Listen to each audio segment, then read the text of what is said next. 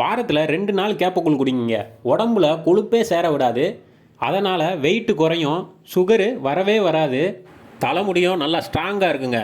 அதுவும் கேப்பக்கூழுக்கு இந்த மாதிரி முள்ளிக்காயில் கருவாடு போட்டு வச்சு சாப்பிட்டா எவ்வளோ சூப்பராக இருக்கும் தெரியுமா?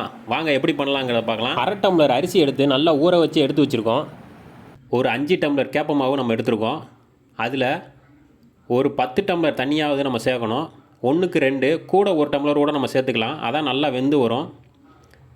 இதை ஃபஸ்ட்டு நல்லா கரைச்சி எடுத்துக்கிறணும். அதுக்கு தேவையான அளவு உப்பு சேர்த்துக்கிறோம்.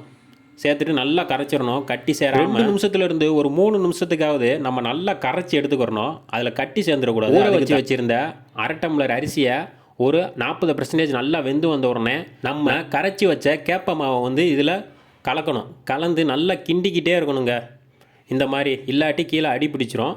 மெதுவாக அப்படியே சிம்லேயே வச்சுட்டு கிட்டத்தட்ட ஒரு 5லேருந்து ஒரு 10 நிமிஷம் வரைக்கும் நல்லா இந்த மாதிரி நல்லா கலக்கி விட்டுக்கிட்டே இருக்கணும். பார்த்தீங்கனாலே தெரியும், கொஞ்சம் கொஞ்சமாக திக்காக ஆகும்.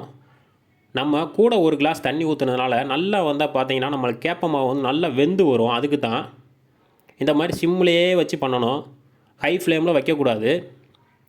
ஈஸியாக பண்ணி முடிச்சிடலாங்க. ஈஸியான ரெசிபி இது. நல்ல ஹெல்த்தியான ரெசிபியும் கூட. நல்லா சூப்பராக ரெடி ஆயிடுச்சு. பார்த்தாலே தெரியும் உங்களுக்கு. நல்லா பார்த்தீங்கன்னா திக்னஸாக வந்துருக்கு பாருங்கள். அவ்வளோதாங்க. இதை நல்லா அப்படியே ஆற வச்சிங்கன்னா நல்லா கட்டியாயிரும்.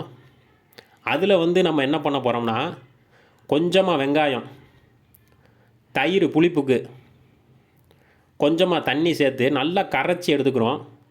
இந்த மாதிரி கரைச்சி குடிக்கும்போது டேஸ்ட்டு பார்த்தீங்கன்னா அவ்வளோ சூப்பராக இருக்கும். கேப்பக்கூழ் பிடிக்காதவங்க கூட இந்த மாதிரி செஞ்சு கொடுத்தீங்கன்னா நல்லா விரும்பி சாப்பிடுவாங்க. அந்தளவுக்கு டேஸ்ட்டாக இருக்குங்க. அப்புறம் இதுக்கு சைடிஷ் பார்த்தீங்கன்னா நம்ம முள்ளிக்கான்னு ஒரு காய் இருக்கும். அதில் கருவாடு சேர்த்து நல்லா மசாலா போட்டு நல்லா தொக்கு போல் வச்சுருக்கோம். அதுதான் இதோட சைடிஷே. பார்த்தீங்கன்னா அந்த கருவாட்டு தொக்கு அவ்வளோ டேஸ்ட்டாக இருக்குங்க. அப்புறம் பார்த்தீங்கன்னா நல்லா பெரிய கருவாடை வெங்காயம் பச்சை மிளகாய் போட்டு நல்லா வதக்கி வச்சுருக்கோம். அதுதான் இதோட நம்மளுக்கு சைடிஷே.